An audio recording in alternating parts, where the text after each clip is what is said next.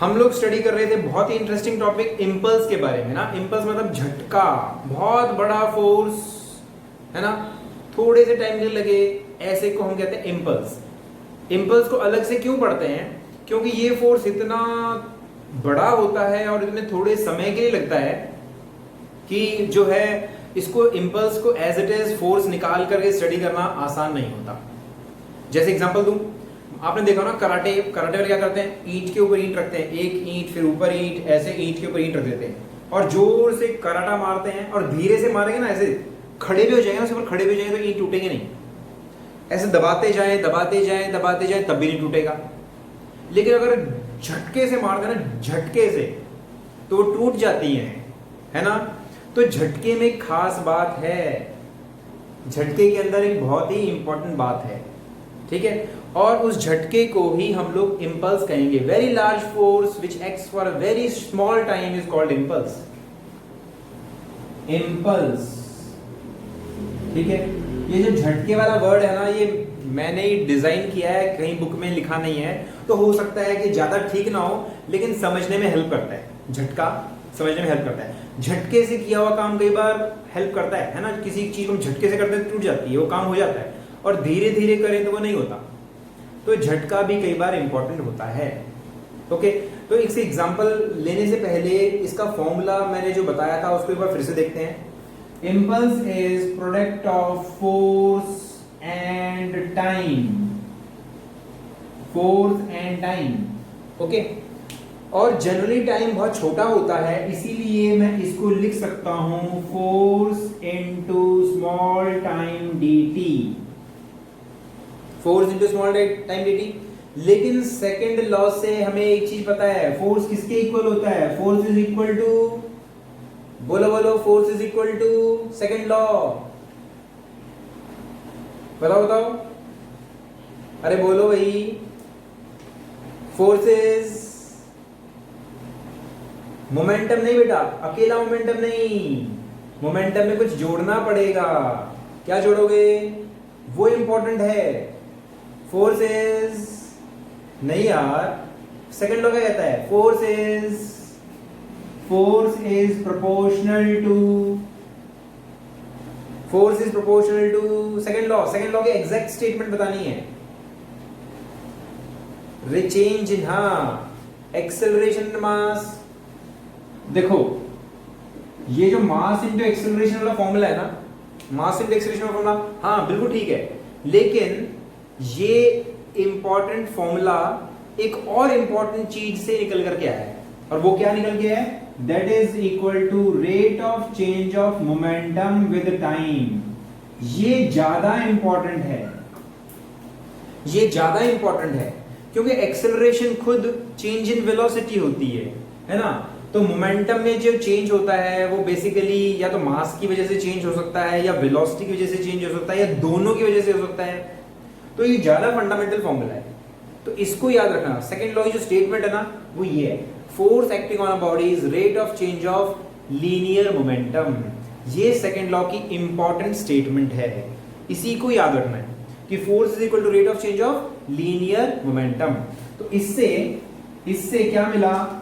F is equal to, बल्कि F dt is equal to dp। देख रहे हो? F dt is equal to dp, यानी जो हम नाम दे रहे हैं ना F dt जो हम नाम दे रहे हैं वो एक फिजिकल क्वांटिटी है, और वो क्या है? Impulse. So impulse is also change in momentum. Impulse momentum में चेंज भी होता है। तो आपके पास दो फॉर्मूले आ गए। Impulse is force into time, impulse is change in momentum। दो फॉर्मूले, सबसे इंपॉर्टेंट फॉर्मूला ये है, ठीक है। impulse is rate of change of, sorry, impulse is change in momentum, not rate of change, it is just change in momentum। impulse is just change in momentum। momentum याद है ना? momentum किसको कहते हैं, याद है ना? ये बताओ, what is momentum? मोमेंटम क्या होता है? What is momentum? मैं देख रहा हूं, जल्दी बताओ, मैसेज कर दो या वैसे बता दो बोल के। What is momentum? मोमेंटम किसे कहते हैं? Mass into velocity. हाँ, मास इनटू वेलोसिटी, इतना इजी है ना? एक सिंपल सा formula, momentum is mass into velocity. तो मोमेंटम में चेंज कैसे हो सकता है? या तो मास चेंज हो, वेलोसिटी चेंज ना हो, या वेलोसिटी चेंज हो, मास चेंज ना हो, या फिर मास भी चेंज हो, वेलोसिटी चेंज हो और मास वही रहे, और वेलोसिटी वही रहे और मास चेंज हो। तीन तरीके से हो सकता है, only mass changes, only velocity changes, both changes. समझ गए? सो यही इंपल्स के इक्वल होता है। This is also equal to impulse, this is impulse, this is also impulse. समझ गए? मोमेंटम में चेंज ही इंपल्स होता है, सिंपल सी बात। अच्छा, अब देखो, अब हम इसे एग्जांपल्स स्टडी करेंगे, बड़े इंटरेस्टिंग एग्जांपल्स स्टडी करेंगे लाइफ के, रियल लाइफ के, जो हम बच्चा बच्चा जानता है, लेकिन उसके रीजन को हम फिजिक्स की लैंग्वेज में समझेंगे तो मजा आएगा। तो इंपल्स होता है चेंज इन मोमेंटम, है ना? Impulse is nothing but change in momentum, ये हम जानते हैं। अगर कोई बॉडी m मास की है, वो v वेलोसिटी से या u वेलोसिटी से चल रही थी, बाद में वही बॉडी v वेलोसिटी से चलने लगी। इनिशियल वेलोसिटी u थी, बाद में v हो गई, मास हुई है। तो what is change in momentum and what is impulse, है ना? What is change in momentum and what is impulse? So impulse is nothing but change in momentum. change in momentum मतलब mass change in velocity, यही तो impulse है। समझ गए? बात समझ आ गई? अगर हमारी बॉडी बाद में रुक जाती है, if our body comes to at rest, अगर बॉडी हमारी रेस्ट पे आ जाती है तो v हो जाएगा 0। So momentum will be simply minus mu, और मैग्नीट्यूड लेंगे, जस्ट मैग्नीट्यूड लेंगे तो वो केवल mu आएगा। So this is impulse.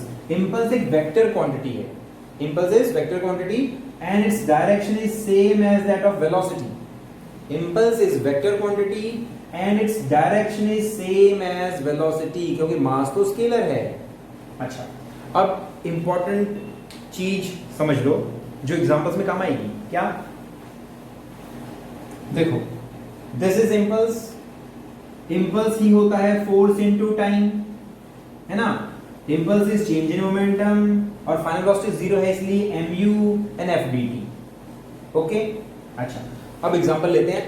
अब बैट्समैन कैच, सॉरी, अब bowler catching a ball, bowler के पास बॉल आ रही है, वो कैच करेगा तो अपने हाथों को पीछे लाएगा।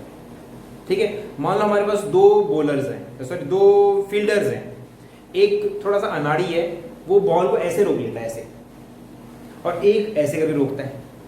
ठीक है, बॉल की स्पीड है v या u और दोनों रोक लेते हैं, तो फाइनल स्पीड 0 हो गई ना? There are two players.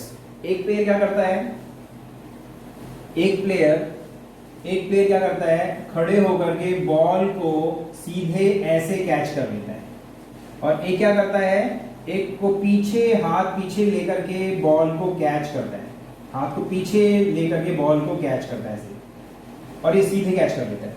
Initial velocity is u, final velocity is 0। Initial velocity is u, ठीक है, फाइनल वेलोसिटी इज 0। समझ गए? दोनों में मोमेंटम सेम है ना? मास इज सेम, बॉल का मास सेम है, वेलोसिटी में चेंज सेम है, तो दोनों का मोमेंटम सेम है। यहां भी मोमेंटम dp है, यहां भी मोमेंटम dp है, लेकिन इसको चोट लगेगी। This bowler, this fielder will get hurt. क्यों? क्योंकि मोमेंटम सेम है, A और B का मोमेंटम सेम है, force into dt and force into dt भी सेम है, बिकॉज इंपल्स इज सेम। समझ गए? क्योंकि मोमेंटम सेम है तो f dt भी सेम है, फोर्स इनटू टाइम सेम है। अच्छा, अब देखो, अब समझने की बात है, मोमेंटम सेम है, फोर्स इनटू टाइम सेम है, फोर्स इनटू टाइम सेम है, तो इस वाले को चोट क्यों लगी? क्योंकि this time is very small, so force large हो जाएगा, फोर्स विल बी लार्ज। अगर थोड़े टाइम में बॉल को रोक दोगे and it takes very small time to stop a ball, तो फोर्स ज्यादा होगा। फोर्स नहीं, इसे चोट कहना चाहिए, तो चोट ज्यादा होगी। अगर टाइम छोटा होगा तो चोट, फोर्स बड़ा होगा। और अगर टाइम को इंक्रीज कर लो तो फोर्स कम हो जाएगा। जानते हो ना आप सारी बातें, है ना? लेकिन थोड़ा सा फील लेने के लिए ये सारी बातें मैंने एक्सप्लेन करी कि किस तरीके से मोमेंटम सेम है लेकिन थोड़े से टाइम में चेंज होने से चोट लगना या ना लगना डिसाइड होता है। ओके, कल एक एग्जांपल लेते लेते हम रह गए थे कि जो पोर्सलिन की चीजें होती हैं, जो ग्लासवेयर ना, ग्लासवेयर जब आप ऑर्डर करते हो फ्लिपकार्ट वगैरह से या कोई भी सेंसिटिव चीज़, फ़ोन जैसे कोई चीज़ आती है आपकी या टूटने फूटने वाली चीज़ आपकी ऑर्डर पे आती है, तो आपने देखा होगा उसकी पैकिंग थोड़ी सी अच्छे से करते हैं, है ना? ज़्यादातर सॉफ्ट चीज़ों को उसके चारों तरफ लपेटते हैं, या तो बबल पैक होता है। बबल पैक देखा ना, बबल पैक जिसको आप फोड़ने में मजा आता है, आपको ऐसे से फोड़ते रहते हो, सामान तो निकाल लेते हो, बाद में खाली टाइम बैठ करके उसके बबल्स को फोड़ते रहते हो, दैट इज बबल पैक। या थर्मोकोल, थर्मोकोल भी यही काम करता है। क्या करेगा थर्मोकोल? कप्स के बीच में थर्मोकोल रखा है, वो क्या करेगा? वो क्या करेगा भाई? कप तो हिलते रहेंगे, अगर आपस में टकराएंगे ना, आपस में टकराएंगे तो उनकी स्पीड बहुत जल्दी कम हो जाएगी, बहुत कम टाइम में एक दूसरे को टकराएंगे। So this time will be small, force will be large, और वो टूट सकते हैं। समझ गए? बहुत सिंपल सी बात। अच्छा, आप लोगों ने रेसलर्स देखे? रेसलर्स, दंगल मूवी तो देखी होगी ना, है ना? उसमें एक बहुत बड़ा इशू रहता है कि गद्दे के ऊपर रेसलिंग करना जरूरी है ना? और गद्दे भी लाए जाते हैं स्पेशल किस्म के। उससे पहले वो लोग क्या कर रहे होते हैं? खेत के अंदर गड्ढा खोद के, मिट्टी खोद के, है ना, उसके ऊपर रेसलिंग करते हैं। तो मिट्टी भी वैसे ही हेल्प करती है कि अगर उस पर रेसलर गिरेगा ना, अगर वो हार्ड सरफेस, फ्लैट सरफेस, हाँ अखाड़ा बिल्कुल सही, अगर फ्लैट सरफेस पे गिरेगा, मतलब फर्श के ऊपर रेसलिंग लड़ने लग जाओ, मान लो दो दोस्तों की लड़ाई हो जाए और वो क्लास में ही लड़ने लग जाए, फर्श के ऊपर गिरेंगे तो आधी चोट तो फर्श के ऊपर से लगेगी, दूसरे ने मारा ना मारा लेकिन गिरने से चोट लग जाएगी, क्योंकि अचानक से तुम रेस्ट पे आ जाओगे। अचानक से रेस्ट पे आ जाओगे तो time will be very small, force will be very large, है कि नहीं? इसलिए अखाड़े के अंदर मिट्टी में या मोटे मोटे गद्दों के ऊपर रेसलिंग की जाती है कि नहीं? सिर्फ इस थोड़े से टाइम को बिल्कुल मामूली से बढ़ाने से फोर्स बहुत कम हो जाता है ना? आप रेसलिंग देखी होगी ना, उसमें जब गद्दों के ऊपर गिरते हैं ना, कुशन्स के ऊपर गिरते हैं, तो वो टाइम भी बहुत छोटा होता है, और फर्श के ऊपर गिरते हैं वो भी टाइम बहुत छोटा होता है, लेकिन मामूली सा ही डिफरेंस होता है। उस मामूली से टाइम के डिफरेंस से ही फोर्स बड़ा या छोटा हो जाता है। बोलो क्लियर है? ठीक है। ऐसे एग्जांपल और भी हैं। आपके बाइक्स के, कार के शॉकर्स होते हैं ना, शॉकर्स, वो गड्ढों में से जब गाड़ी जाती है आपकी तो आपको फील ही नहीं होता, लेकिन पुराने टाइप के, अगर आप साइकिल लोग ना, उठाओ साइकिल पुराने टाइप की, है ना, आजकल तो मॉडर्न साइकिल में स्प्रिंग वगैरह लग करके उसमें शॉकर्स वगैरह दिए होते हैं, लेकिन पुराने टाइप की साइकिल उठाओ ना और गड्ढे वड्ढे में चलाओगे तो आपको गड्ढे लगते नहीं, ऐसे गड गड गड गड आप ऐसे चलोगे, आपको हर झटका फील होगा और कंफर्टेबल बिल्कुल भी नहीं होगा। सिर्फ शॉकर की वजह से ऐसा होता है। ठीक है, काफी सारे एग्जांपल्स हो गए ना। तो याद रखना है कि टाइम का मामूली सा चेंज जमीन आसमान का अंतर प्रोड्यूस कर सकता है। ठीक है, मामूली सा चेंज। जब पुराने टाइम में ना थर्मोकोल डिस्कवर नहीं हुआ था और बबल पैक भी नहीं था, तो चाइना वेयर या मिट्टी, चीनी मिट्टी के बर्तन वगैरह वगैरह, ग्लासेस वगैरह, पता कैसे आते थे? घास में लपेट के आते, घास में, और घास में बहुत सारा नहीं होता, थोड़ा सा होता, बिल्कुल मामूली सा। वो मामूली सा घास भी हमारी चीजों को टूटने से बचा लेता है। ठीक है, इतना फर्क होता है। ओके ओके, चलो अभी हम थोड़ा सा इसको और अच्छे से स्टडी करते हैं। ये जो बात हमने लिखी, अब फोर्स की बात थोड़ी सी कर लेते हैं। मैंने कहा ये बहुत बड़ा फोर्स होता है, इस तरह से। बेटा फिर से बताओ, एक बार फिर से बताओ, मैंने दिखाई नहीं दिया। इस तरीके से बताओ। तो फोर्स जो लगता है ना, मैंने कहा बहुत बड़ा फोर्स होता है और बहुत थोड़े टाइम के लिए लगता है। इंपल्स डायरेक्टली प्रोपोर्शनल टाइम होगा तो टाइम ज्यादा होने पर इंपल्स कैसे कम होगा? देखो यहां पर हमने दो सिचुएशंस को कंपेयर करना है। जैसे मैंने बताया कि मोमेंटम में चेंज सेम, भाई एक बच्चा तो गिरा गद्दे के ऊपर, वही बच्चा गिरा रेत के ऊपर, तो उतनी हाइट से गिरा, तो मोमेंटम में चेंज सेम है ना, मोमेंटम में चेंज सेम है, वही बच्चा, वही मास, वही वेलोसिटी, वही बच्चे का मास, वही वेलोसिटी, लेकिन force into D T and force into D T. ठीक है, बात तो हम इनको कंपेयर कर रहे हैं। हम इंपल्स को, तुम कह रहे हो ना फोर्स, इंपल्स टाइम के ऊपर डिपेंड कर रहा है ना, इंपल्स टाइम के ऊपर डिपेंड कर रहा है, तो ये तब है जब मोमेंटम सेम नहीं है ना, ये डिफरेंट सिचुएशन होगी बेटा, ये डिफरेंट सिचुएशन होगी अगर टाइम को बढ़ा देंगे, है ना। लेकिन हम तो दो सिचुएशन में कंपेयर कर रहे हैं कि वही बच्चा फर्श पे गिरता है, वही बच्चा गद्दे पे गिरता है, मोमेंटम में चेंज सेम है, लेकिन टाइम बढ़ने से फोर्स कम हो जाता है। याद रखो मोमेंटम सेम रखा है, मोमेंटम सेम रखते हुए, मोमेंटम सेम रखते हुए अगर टाइम को बढ़ा दोगे तो फोर्स कम हो जाएगा। ठीक है, हाँ, टाइम बढ़ाने मतलब गद्दे पे गिरना, गद्दे पे गिरना, जब आप गद्दे पे गिरोगे ना आपकी स्पीड धीरे धीरे कम होगी तो टाइम बढ़ जाएगा, है ना। तो ऐसे नहीं सोचना कि impulse is force into time, ये मोमेंटम भी होता है। अगर आप टाइम को बढ़ा दोगे तो आपका मोमेंटम में चेंज भी बढ़ जाएगा, लेकिन जो हमने एग्जांपल लिए ना उसमें मोमेंटम कैसा है, मोमेंटम इज कांस्टेंट, वो कांस्टेंट रख करके समझना है। तो ये चीज कांस्टेंट है, इंपल्स कांस्टेंट है, इंपल्स कांस्टेंट है तो टाइम बढ़ाने से फोर्स कम हो जाएगा ना, इंपल्स वही है, टाइम बढ़ाने से फोर्स कम हो जाएगा तो झटका कम लगेगा। ठीक है, हाँ, इंपल्स सेम है, इंपल्स सेम है, लेकिन टाइम बड़ा होने से फोर्स कम हो गया, समझ गए। इंपल्स सेम है, बच्चा फर्श के ऊपर गिरता है, बच्चा गद्दे पे गिरता है, impulse is same, impulse is same. ठीक है, लेकिन टाइम बड़ा होने पर, गद्दे पे गिरने पर वो धीरे धीरे रेस्ट पे आएगा, टाइम बड़ा होने पर फोर्स कम हो जाएगा और चोट नहीं लगेगी। बात तो ये है, क्लियर है। तो हमें एग्जैक्टली इस फॉर्मूले को ऐसे के ऐसे नहीं सोचना है, इसको मोमेंटम के टर्म्स में सोचना है हमेशा, वो ज्यादा फायदेमंद होगा। क्लियर है। अच्छा, अब फोर्स की थोड़ी सी बात कर लेते हैं, फोर्स की बात करते हैं। जो हमारा फोर्स है ना, फोर्स ये बहुत बड़ा फोर्स होता है और बहुत थोड़े टाइम के लगता है। और ये फोर्स पता कैसा होता है, अगर आपने स्लो मोशन में देखा होगा ना, डिस्कवरी चैनल पे एक ग्लास फर्श के ऊपर गिरता है तो कैसे धीरे धीरे टूटता है, एक बॉल बैट से टकराती है तो कैसे उसका शेप चेंज होता है ना। इवन आपकी जो क्रिकेट की बॉल होती है ना, काफ़ी हार्ड होती है, बैट से टकराएगी, तो अगर आप स्लो मोशन में या डिस्कवरी चैनल पे आपने देखा होगा तो बॉल का शेप चेंज हो जाता है, फिर बॉल फिर से अपने शेप में आती है और हमें दिखाई भी नहीं देता, होता है ना ऐसा। और ये जो फोर्स है ना, बहुत बड़ा फोर्स होता है और ये फोर्स कांस्टेंट नहीं है। खास बात ये है कि ये फोर्स टाइम के साथ बदलता रहता है। कैसे होता है ये फोर्स, देखो भाई, हमारा बैट है, this is our bat and this is ball.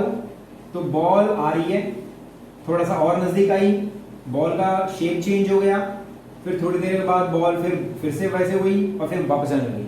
तो फोर्स कैसे चेंज होगा, फोर्स टाइम के साथ जीरो से बढ़ता जाएगा, मैक्सिमम हो जाएगा, फिर जीरो पे आ जाएगा। ठीक है, यहां पर बैट और बॉल दूर हैं, यहां पर बैट और बॉल टकराए हैं और यहां पर बॉल नजदीक आ रही है, यहां पर बॉल फिर से दूर जा रही है। तो यहां पर इस सिचुएशन में फोर्स जीरो हो गया, इस सिचुएशन में फोर्स जीरो हो गया, यहां पर फोर्स मैक्सिमम है। तो जो फोर्स है ना, बैट का बॉल के ऊपर बढ़ता है, धीरे धीरे मैक्सिमम हो जाता है और फिर जीरो हो जाता है। और ये फोर्स हम जनरली नहीं निकाल पाते। प्रॉब्लम ये है कि ये फोर्स बहुत बड़ा होता है और वेरिएबल होता है। खास बात है वेरिएबल है, और जरूरी नहीं कि ऐसा स्मूथ हो, वो कैसा भी हो सकता है, ऐसा भी हो सकता है, ऐसा कैसा भी हो सकता है। ठीक है, और टाइम भी बहुत छोटा होता है ना, बहुत छोटा टाइम होता है, हमें आंखों से दिखाई देता ही नहीं है।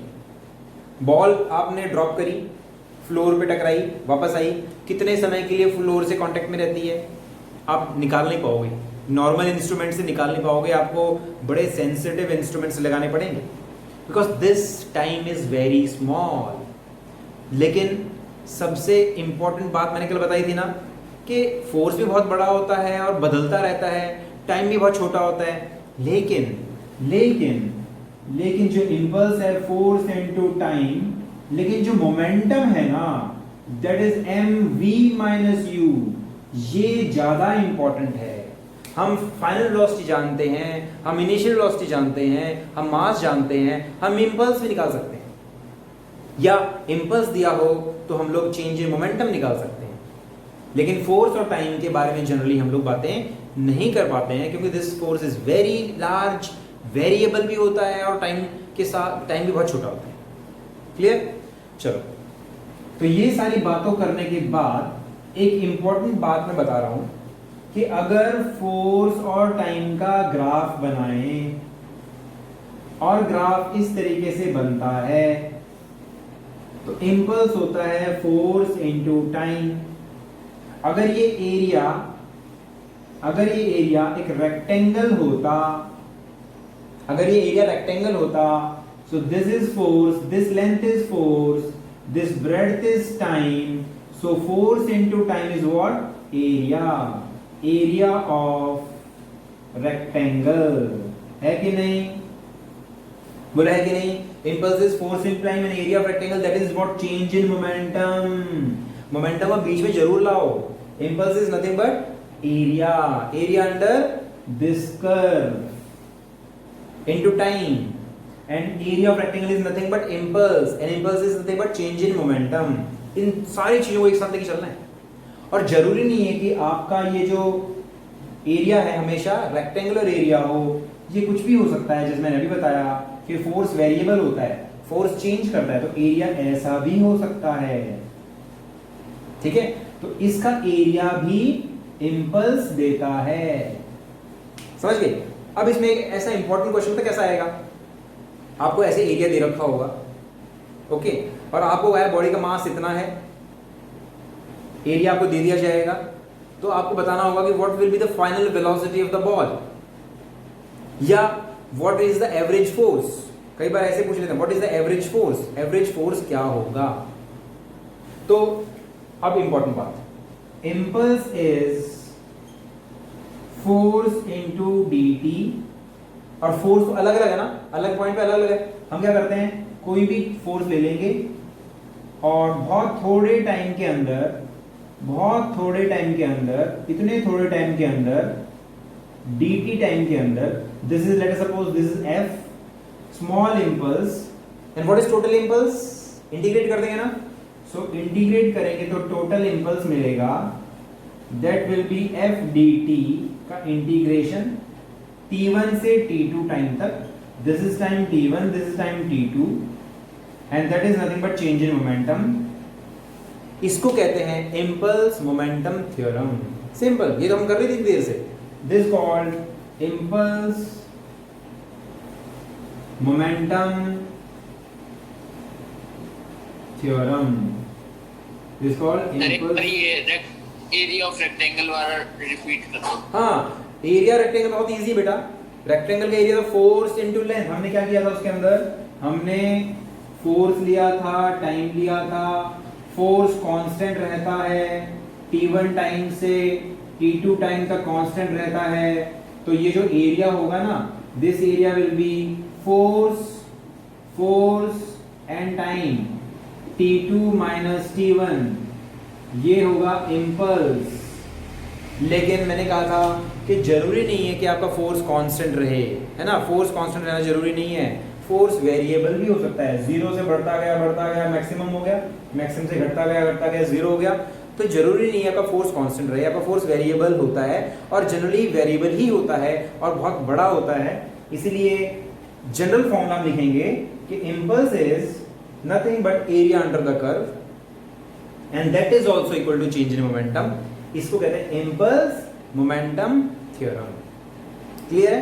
This called impulse momentum theorem. Okay, कुछ एग्जांपल्स करते हैं, उसे बची हुई जो हाँ बोलो सर। ये आपने dt ये जो बनाया था, ये इसके हाँ ये क्या है? Small time. अगर देखो मैंने कहा कि हमारा फोर्स अलग अलग है हर टाइम पर, यहाँ पर फोर्स अलग है, यहाँ पर फोर्स अलग है, यहाँ पर फोर्स अलग है, यहाँ पर फोर्स अलग है, यहाँ पर फोर्स अलग है, यहाँ पर अलग है, यहाँ पर अलग है, यहाँ पर अलग है। किसी भी टाइम पर, इतने थोड़े टाइम पर, बहुत थोड़ा टाइम है, this time is very very small, उस समय मान लो फोर्स है F, तो इंपल्स कितना होगा, impulse will be F dt, है ना, उस समय इंपल्स कितना होगा F dt, और टोटल इंपल्स क्या होगा, इंटीग्रेट कर देंगे, we will integrate and will find the total impulse, that is equal to, okay, and that is nothing but change in momentum.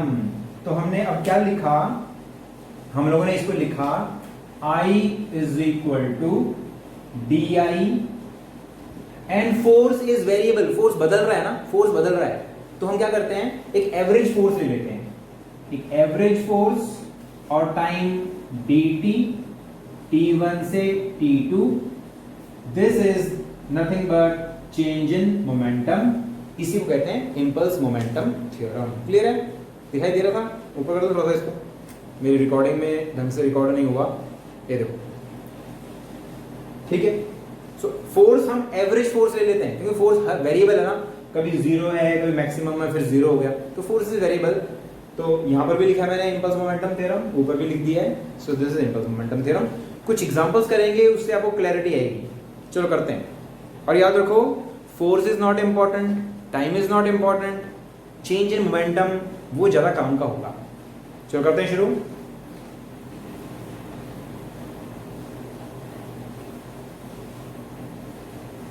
कुछ न्यूमेरिकल करते हैं, बहुत सिंपल से न्यूमेरिकल, इजी न्यूमेरिकल्स। पहले क्वेश्चन है बहुत easy, a batsman hits back a ball, simple सा question, a batsman hits back a ball, एक बैट्समैन बॉल को वापस भेज देता है मार के, in the direction of the bowler, bowler की डायरेक्शन में फेंक देता है, स्ट्रेट ड्राइव, स्ट्रेट ड्राइव है ना, बॉल को सीधे बॉलर के पास फेंक देता है मार के, without changing it's initial speed, और इनिशियल स्पीड भी वही है, कितनी, 12, स्टार्टिंग में भी 12 की स्पीड से बॉल आई, और स्ट्रेट ड्राइव किया, 12 की स्पीड से बॉल गई। If the mass of the ball is 1.15 kg, if the mass of ball is 0.15 kg, determine the impulse, find the impulse imparted to the ball। समझ गए? देखो question में दिया है कि this is your bat, ball आई 12 की speed से आई और 12 की स्पीड से ही वापस चली गई। बॉल का जो मास है 0.15 kg, तुम्हें क्या निकालना है, फाइंड इंपल्स, फाइंड इंपल्स। हमें फोर्स दिया है, नहीं दिया, हमें टाइम दिया है, नहीं दिया, फिर कैसे निकालेंगे, simple, impulse is nothing but change in momentum. कर दो फटाफट, जल्दी करके बताओ, और गलती नहीं करना, नो सिली मिस्टेक। वेलोसिटी देखो, डायरेक्शन देखनी है तुम्हें, वेलोसिटी डायरेक्शन देखनी है, नो सिली मिस्टेक्स, जल्दी करो।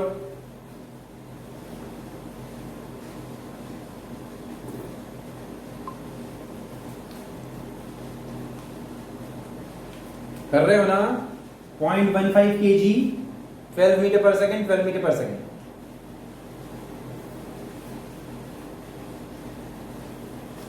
Three point six, let me check, let me check, yes, 3.6 is the right answer, answer आएगा 3.6 न्यूटन सेकेंड, माइनस में आएगा, जीरो नहीं है answer, answer is not zero. Velocity देखो, इधर आ रही है, उधर जा रही है, इधर आ रही है, उधर जा रही है, वेक्टर क्वांटिटी है, वेक्टर क्वांटिटी, हाँ माइनस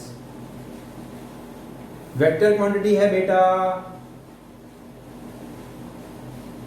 किस किस का हो गया,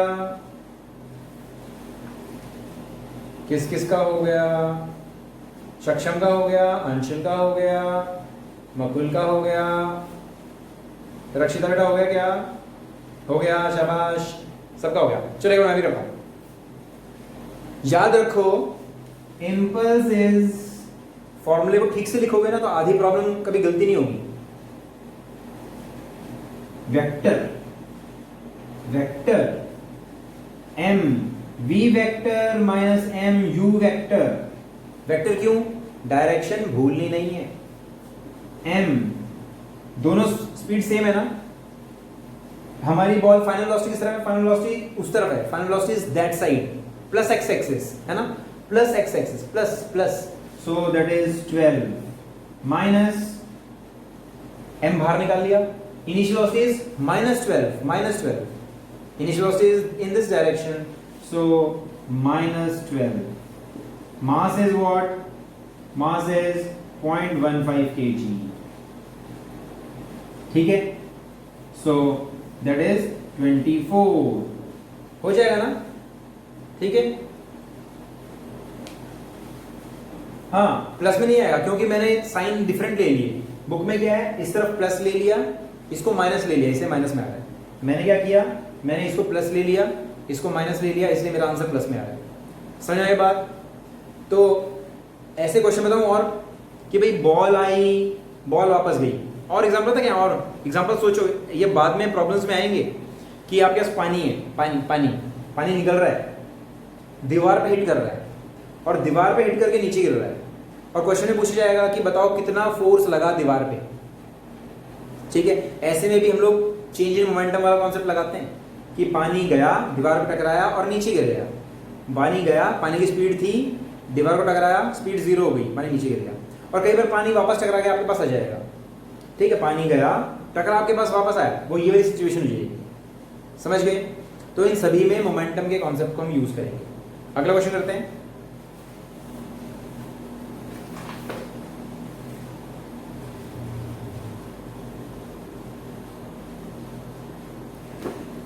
रबर बॉल, एक रबर बॉल है, सुनते जाओ, ए रबर बॉल ऑफ मास 50 ग्राम, 50 ग्राम की बॉल है, फॉल्स फ्रॉम अ हाइट, किसी हाइट से गिरी, आप समझ गए होंगे, गिरी, टकराई, उछली, कुछ हाइट तक गई, स्टार्टिंग में उसकी हाइट थी 1 मीटर, 1 मीटर की हाइट से गिराई और जमीन को टकराई, ठीक है, और वापस 0.5 मीटर की हाइट तक वापस आई, 1 मीटर की हाइट से गिराई थी, टकराने के बाद 0.5 मीटर की हाइट तक आई, तो बताओ फाइंड द इम्पल्स, पहला क्वेश्चन है find the impulse, second question है find the average force, force भी निकालना है, find the average force between the ball and the ground, ball और ग्राउंड के बीच में एवरेज फोर्स भी निकालना है अगर बॉल 0.1 सेकेंड्स के लिए फ्लोर के साथ कांटेक्ट में रही, ठीक है। तो क्या क्वेश्चन है, क्वेश्चन है, पहले क्वेश्चन समझ लो अच्छे से, क्वेश्चन समझो कि हमने, दिस इज योर फ्लोर, एक बॉल को गिराया गया, बॉल का मास है 50 ग्राम, 1 मीटर की हाइट से गिराई, टकराई, टकराने के बाद वापस 0.5 मीटर की हाइट तक वापस गई, ठीक है।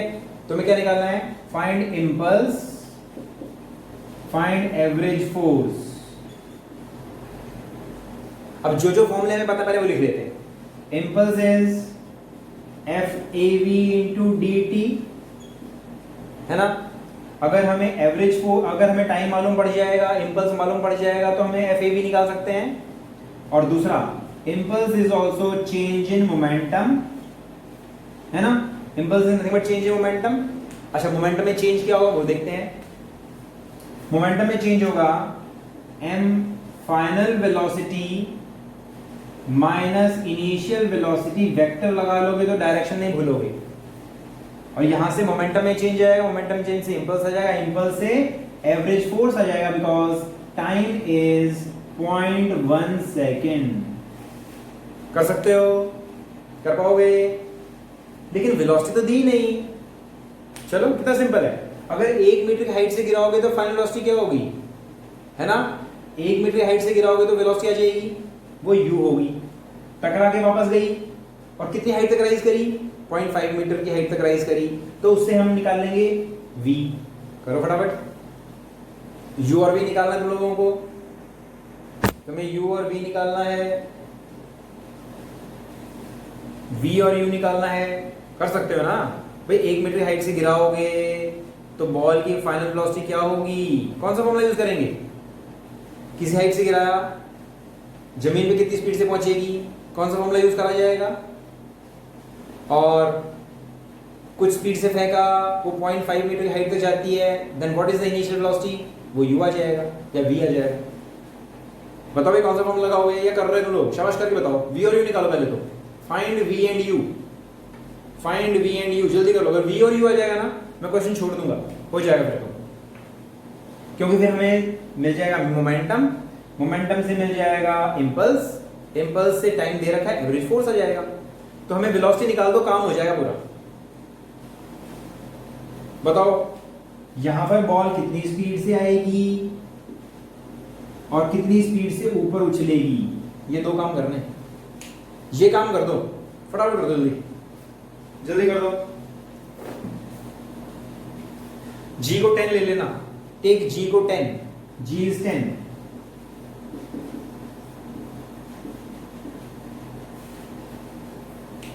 g को 10, u 10 हो जाएगा। ध्यान से देखो, ध्यान से देखो। Initial velocity 0, height is 1 meter, final velocity निकालनी है, ठीक है। g इज 10, कौन सा फॉर्मूला ठीक रहेगा, initial velocity is given, final velocity निकालनी है, height is given, acceleration is given. हमारे पास u है, हमारे पास हमारे पास v है 0, u निकालना है, u is 0, v निकालना है, and s is 1 meter, g is 10। कौन सा फॉर्मूला ठीक रहेगा, कौन सा फॉर्मूला कर रहे तुम लोग, है ना, शाबाश, वेरी गुड, बच्चे कर रहे हैं। राइट आंसर जल्दी करो। हाँ, v square minus u square 2as वाला फॉर्मूला लगा लो, v निकालना है, where 2gh है ना, so 2 into 10 into 1 that is 20 √20 metre पर सेकेंड। तो यहां पर हमारी बॉल √20 की स्पीड से आएगी। अच्छा, अब अगला देखो, कितनी स्पीड से फेंको या कितनी स्पीड से उछलेगी ताकि हाइट 0.5 मीटर हो। तो हमें निकालनी है इनिशियल वेलोसिटी, यहां पर फाइनल वेलोसिटी क्या होगी, 0 होगी, हाइट है 0.5 मीटर, g इज अगेन 10, निकाल दो। सेम यही formula, v square minus u square is equal to 2gh, final velocity 0, यहां पर बॉल रुक जाएगी, रेस्ट पे आ जाएगी, इनिशियल वेलोसिटी कितनी होगी निकालनी है, acceleration is -2 into 10 into h is 0.5, minus से माइनस कट गया, so u is equal to under root what 10 metre पर सेकेंड। सो हो गया ना काम, हमारे पास v है √20, u है √10, √20 की स्पीड से आई, √10 की स्पीड से वापस गई, तो दोनों चीज आ गई ना हमारे पास, तो मोमेंटम आ जाएगा, और मोमेंटम आ जाएगा तो फिर we know the time and we can find the average force। हो गया ना,